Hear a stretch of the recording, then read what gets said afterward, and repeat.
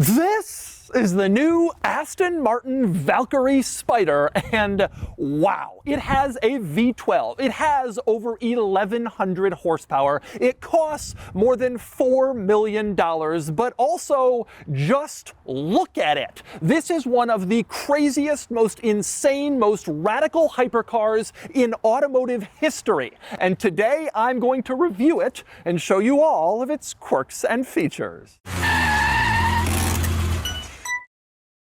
Today's video is sponsored by Cars and Bids, which is my online car auction website for modern enthusiast cars. So far, Cars and Bids has hosted more than 20,000 car auctions of special, cool, and interesting cars like this, and this, and this, and this. So, if you're looking to buy or sell an enthusiast car, do it on Cars and Bids. All right, time for the quirks and features of the Aston Martin Valkyrie, and let's start with the basics because they're insane. But first, I want to say thank you to the owner of this car, Supercar Ron. He has a YouTube channel where he documents life with all sorts of crazy hypercars, and I sincerely appreciate him letting me film a video, a full review of the Valkyrie, and get behind the wheel, which I will later. You can check out Supercar Ron on his channel. I'm going to link them in the description below, and you should, because he's got some great content with some crazy cars, including this one. So let's talk Valkyrie. We'll start with the powertrain. It's a 6.5 liter naturally aspirated V12 developed by Cosworth, the famed engine builders, which makes 1,000 horsepower at 11,100 RPM. That's amazing. There's also a hybrid component which adds even more power to the already insane V12, and the result is 1,160 horsepower and 665 pound-feet of torque.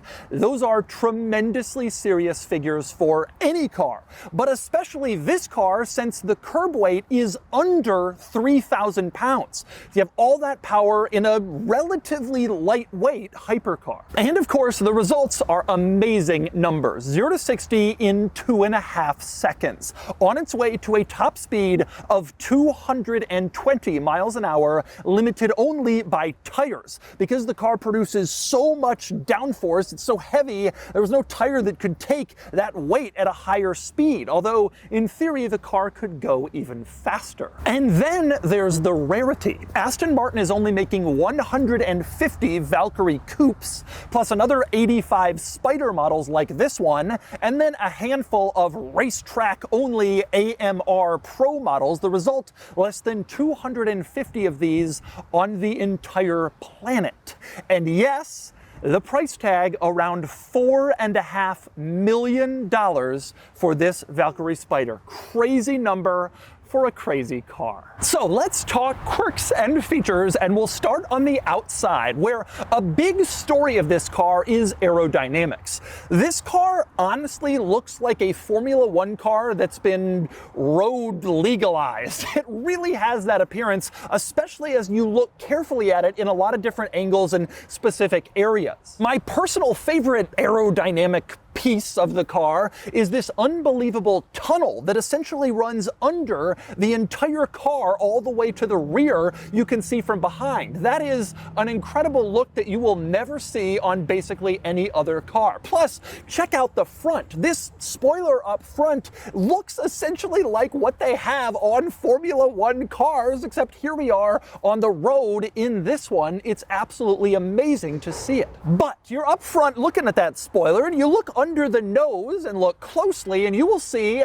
that there is a camera mounted there. Obviously, its images are shown inside the car to the driver to make it easier to maneuver, but it's a little reminder that this is indeed a road car. But you could forget it because of all the amazing engineering. For instance, this panel behind the front wheels separates dirty air, air that's coming off the tire, from clean air, fresh air that's coming through underneath the car for aerodynamic benefit. You will not find a panel like that on, well, anything. And of course, there are many more quirks. The Aston Martin badge on the front of the car seems like it's just painted on. You run your finger over it and you barely feel anything. But actually, it's a metal badge that has been chemical etched into a metal as thin as a human hair and then placed on the car. And apparently the badges are stored in a refrigerator until they're ready to be put on the car, because you gotta keep it cool until it goes on for whatever crazy reason in the production process. Now, they do that to save weight, and the weight savings goal with this car is tremendously real. Aston Martin tells me that all of the lighting elements on the outside of this car, all of them added together, weigh less than one taillight on an Aston Martin Vantage. Really, we're focused on lightweight. And since we're up front, let's talk about the storage compartment, if you can call it that. This front panel, as you can see here, it opens, believe it or not. You basically put pressure on the upper edges, left and right, and then it pops open, revealing, well, there's not really a storage compartment in here. This piece down at the bottom, the very nose, is the only storage compartment, and obviously it's filled right now with tire stuff, so like tire sealant and a compressor, so that you can fill a tire and patch it if you should have a flat in your Aston Martin Valkyrie. Now, also under this panel, you can see this is where you add windshield washer fluid, and it's where you add brake fluid. And here's a cool tidbit. You can see the little caps for brake fluid are positioned in a way that they're too tight against the bodywork to get your fingers around. Well, you can pop off the top of the cap, and it acts as like a coin that you can stick in and twist it, almost like a screwdriver, getting off the brake fluid cap so you can add more. Also under here, you can see the screw, which you'll notice isn't your typical Phillips head or flat screw, and that's because it's some special aerospace screw, Aston Martin told me, and those types of screws are positioned throughout the car. In fact, Aston told me that if you took this car to a regular Aston Martin dealership for service, only a handful of their tools would actually be able to do anything on this car. It's so specialized. There's only one service point in all of North America for it, and it's in New York. So if you have a problem with the car, that's where you gotta go. And one big reason for that is because jacking the car isn't exactly easy. You don't just stick it on a lift and put it up in the air. Instead, there are jacking points. One of them is right here up front at the very front, and then there's another positioned also in the center and back. And there is a specially designed jack that has a cable going underneath the car that lifts it up at those two jacking points to get it off the ground so it can be serviced. Very different from your V8 Vantage. And of course, there's more. A lot more. Here's a great one. By regulation, cars sold in Europe must have turn signals mounted on the side in addition to front and rear. This car's side mount turn signal is right here. This tiny little panel is the side turn signal to comply with that regulation. But the craziest part is the turn signal bulbs are not mounted on the turn signal because they're too large to fit into that space right behind the lens. Instead, the bulbs are mounted further into the body of the car, and then the turn signal flashing is reflected through some mirrors inside the fender out into this lens so it actually flashes. It's craziness. Also crazy, up here you can see the windshield wiper, which is mounted essentially vertically, like straight up, as opposed to horizontally like basically every other car. But this is how race cars mount their windshield wipers because of the aerodynamic benefits. Flat wipers create drag, this one doesn't, and Aston Martin claims this windshield wiper will operate at this car's 220 mile an hour top speed. Also up here you can see visible suspension components sort of in the middle of the car because the wheels are essentially set off from the main part of the body. It's almost like an open wheel car, like a race car, and that is incredible to see in a vehicle that's production ready and has a license plate. And speaking of license plates, let's go around to the back and look at a few crazy things back here, starting with the exhaust, which is mounted in the very center top where you would expect to see the license plate, but they've prioritized the exhaust over, and the license plate is below that. And you'll notice there's this metal lip basically basically sticking out from the exhaust. Aston Martin told me they had to put that on there because the heat from the exhaust was melting metal license plates below it, and so that helps to dissipate some of the heat so it doesn't attack the license plate. Now also back here, you can see, well, this giant piece that comes out of the center. Interestingly, that's where you plug it in to keep it charged, keep the battery charged. You pull off this panel, plug it in there, and that just feels and looks very cool. And so, by the way, do the brake lights. You can see the taillights have these sort of individual bricks of glass that come out from the body of the car. It looks incredibly cool. Even when the brake lights aren't on, it's a very distinctive look. But even more interesting than that is the third brake light, which is this incredibly tiny piece here. Aston Martin told me this is the smallest brake light on any vehicle in the entire car industry, and it's only a quarter of the size of the human eye. So it's really tiny, but quite bright and actually more useful than you'd expect. Now, in back, another very cool thing with this car is a roof scoop. You can see as an air intake to bring extra air into the engine over the roof, which is just so cool. But the drawback of a roof scoop is it pretty much eliminates the capability for you to have a rear window, and so this car does not have one. Instead, there is a camera mounted right here,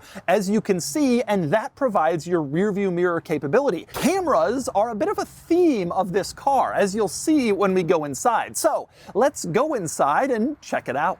Okay, so getting inside. First off, the key is actually kind of normal. It's surprisingly heavy, but otherwise it's just lock and unlock buttons wrapped in this sort of leather carbon fiber look pouch, and it says Aston Martin Valkyrie on the outside. It's cool, it's distinctive, but nothing too insane or fancy here. However, getting inside the car is far from traditional. So you walk up to the car and there's no visible door handle. You start sticking your hand under here and there's no door handle that you can feel either. Instead, to open up the door, you have to go behind the door itself into the bodywork, and you feel around and you eventually feel a little rubber thing that you can push and the door unlatches. And from there, you lift it up and open it. But you're not quite done. Getting into the car here would be basically impossible. This opening is tremendously small, and so the door has a door.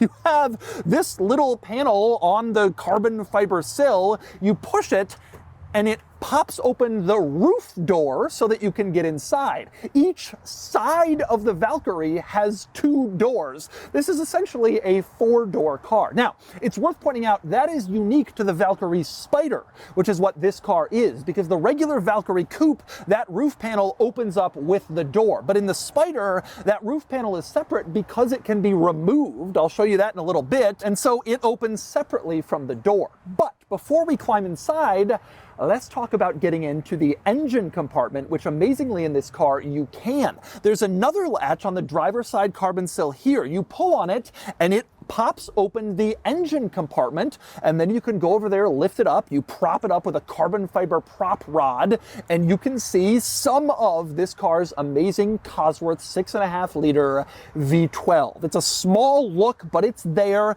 and that engine is shoved into that space. Amazing to be able to even see it, because so many modern hypercars disallow you from doing that. In fact, in this car, not only can you see the engine, but you can even add oil. There's an oil cap there, so if your Valkyrie is running a little low on oil, you just top it off right there. Just add some oil to your $4.5 million supercar.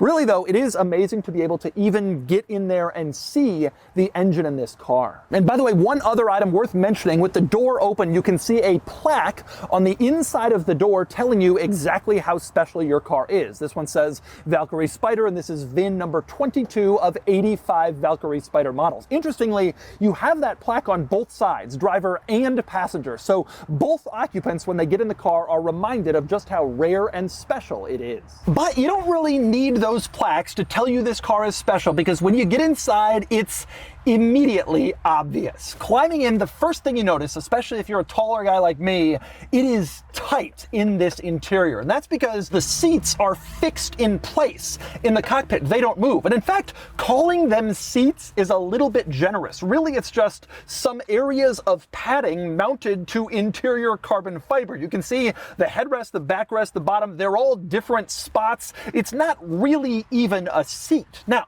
if you want more space inside this interior, well, tough luck. But you can get a little more space if you're the driver for your feet. The pedals are adjustable. There's a little lever under the center of the dashboard. You can pull on it and then kind of push the pedals with your feet to adjust it for taller or shorter drivers. That's really the only adjustment that you have to make the car more compliant for your size. Actually, there's one other big thing that helps make it a little bit easier, especially getting in and out of this car, and that is the steering wheel detaches. You probably already realized it wasn't in place. You can take it out, which makes for easier entry and exit. Race cars have this as well, and so does the Valkyrie. But you can put it on very easily. It basically just snaps into the center, exactly where you'd expect to find a steering wheel, and then it's there in place. And it's worth pointing out the steering wheel can also be adjusted forward or backward, not up or down, but forward or backward, which again provides you a little bit more room for taller, larger drivers who need more space in here.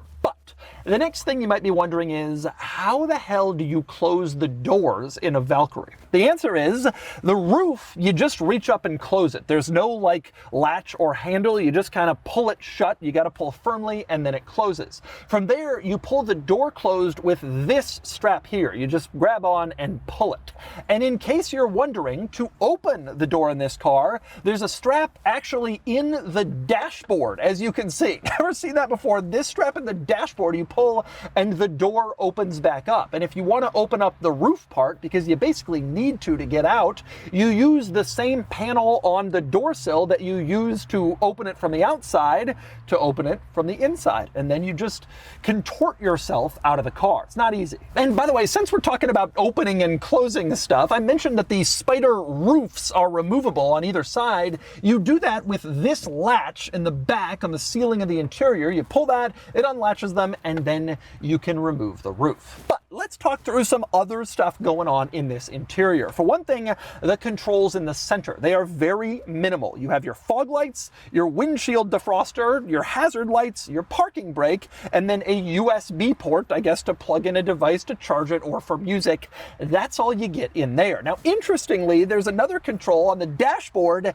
This is not a start-stop button, as you can see. That's a fire extinguisher. You do not want to accidentally push that and deploy the in-car fire extinguisher. It's really a lot to clean up, but there is a plumbed-in fire extinguisher system like some race cars have. But probably the most notable thing in this interior, aside from how tight it is in here, is the screen situation. So your rear view mirror is a screen. I already mentioned there's a camera in back instead of a rear window, and so you have a screen for a mirror. You also have a screen on the steering wheel, a screen for infotainment. I'll cover both of those in a minute. And most interestingly, screens for rear view mirrors on either side of the car. That's crazy. This car does not have traditional rear view mirrors. Instead, there's cameras mounted on the outside, as you can see. And they broadcast their images onto these screens inside the car, mounted roughly where you would expect mirrors to be.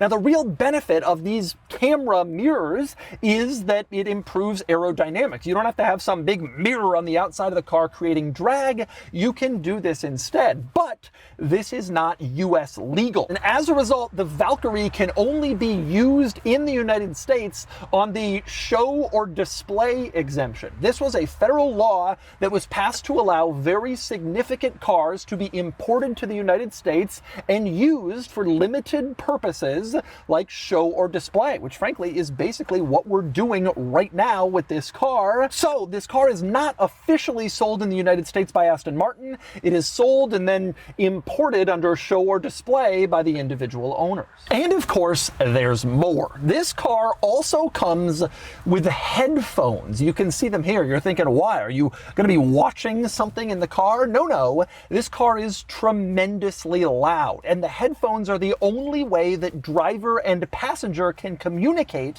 while you're driving the car. The headphones are sort of plugged in near the seat backs, if you can call them that, and you put them on individual headphones with microphones that you can use to communicate between driver and passenger. Now, these are noise-canceling headphones, so they kind of dull some of the engine note, but Aston Martin tells me that above 7,000 RPM, you can't really cancel that level of noise and you still hear stuff in here. But it does give you the only opportunity to really converse inside the car because it gets so loud in here at 11,000 RPM. Now, interestingly, this car does have some comfort features, like there are 2 climate vents integrated into the dashboard. Obviously 2, not very many, but this car doesn't really need a lot of climate vents. The interior is not huge. Now, your climate controls and a lot of your other controls are integrated into the dashboard screen. This is an infotainment system screen, essentially, and it does your various basic infotainment things. You have your climate control adjustment here, like I mentioned, but there's also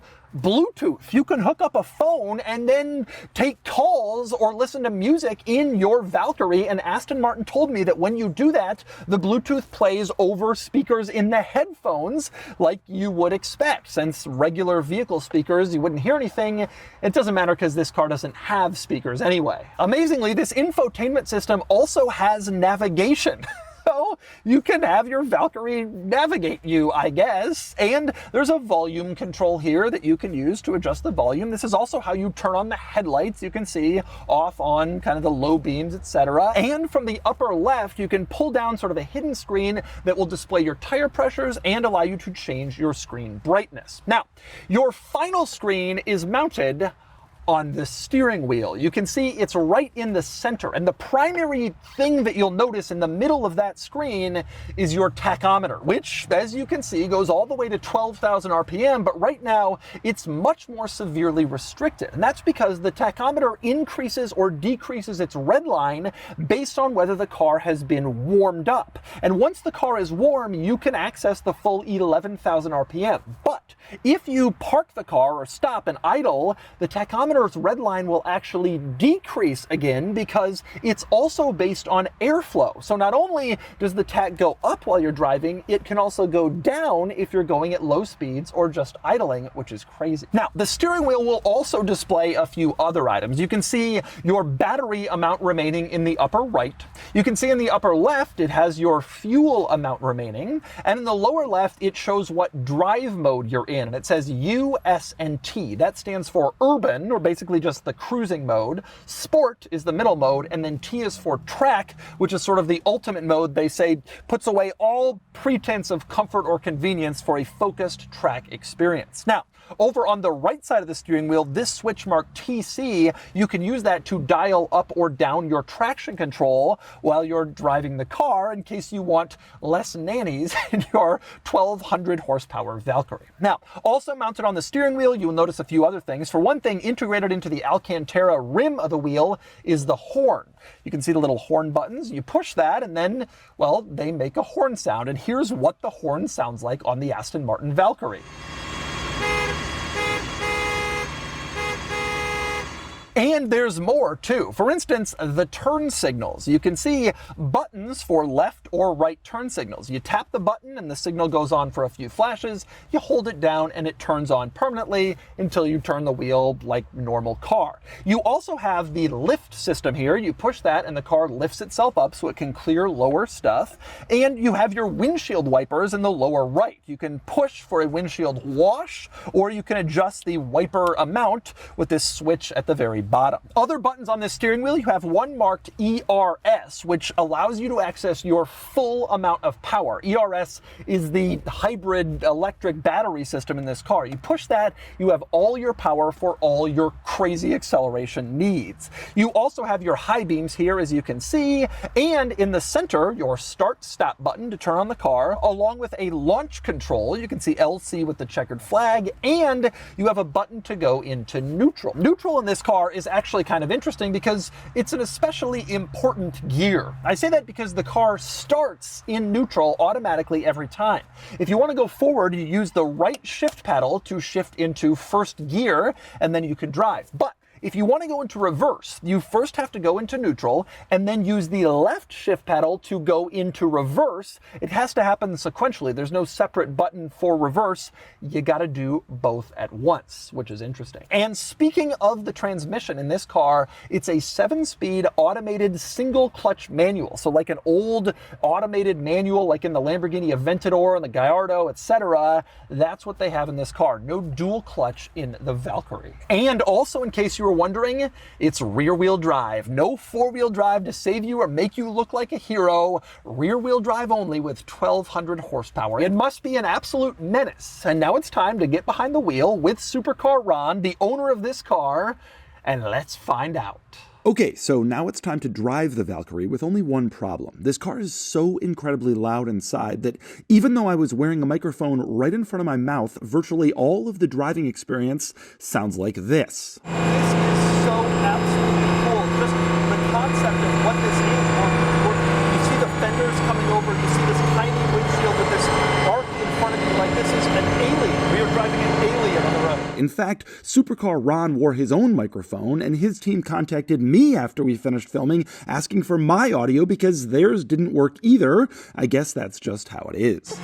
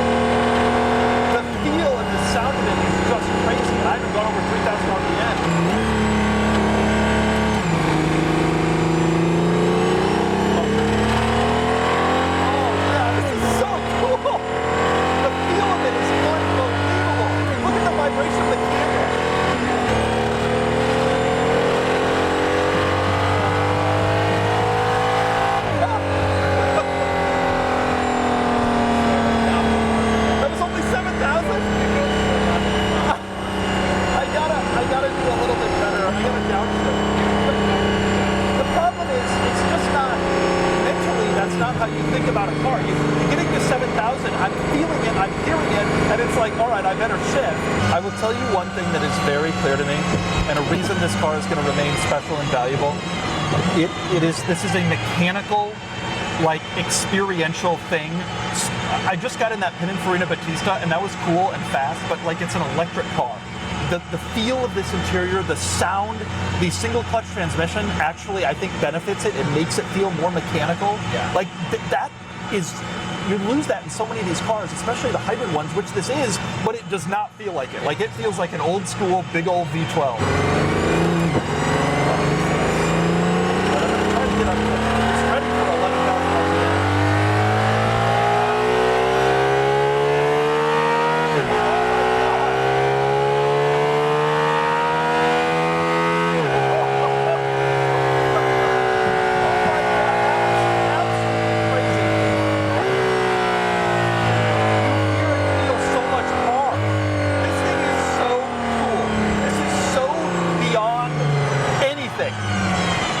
Amazing. The feel. It didn't feel like you were hitting it all that hard. You were. I'm terrified. Yes. All right, I'll hit it a little harder on this one. But okay. This is unreal. Yeah. Just the feel of going at 11,000 RPM in a car with a license plate.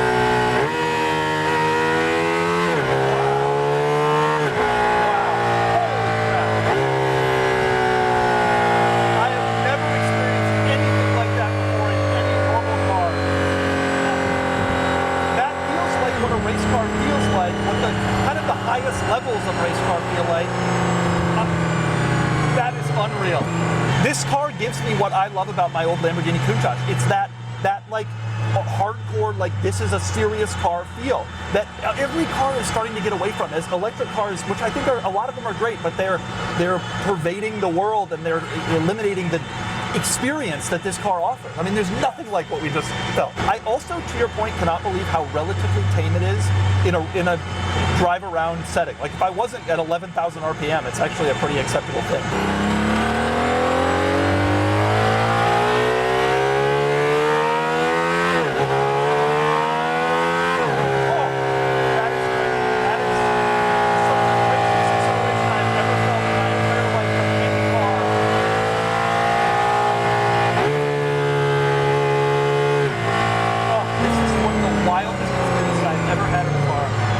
Single craziest. What a cool thing. This car is absolutely unbelievable. It is totally a different experience than any other of these special cars. It really is. And we're good. We survived. We survived. The car survived. And that actually gave you a pretty good glimpse into this kind of vehicle. I can tell you were breathing faster. Okay.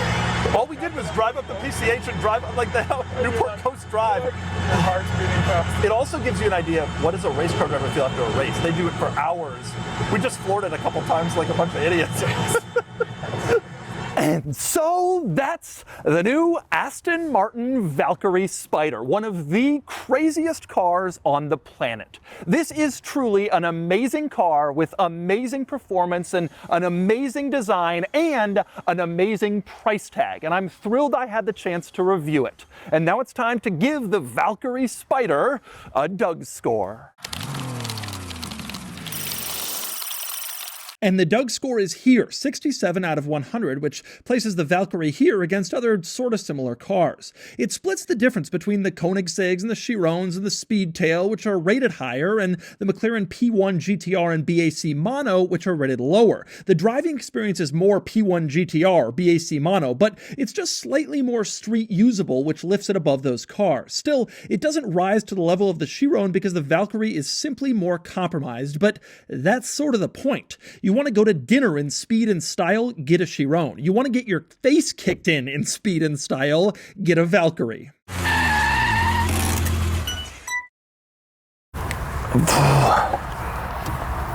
Lord. What have I done? Oh, this needs to be opened. Oh, God.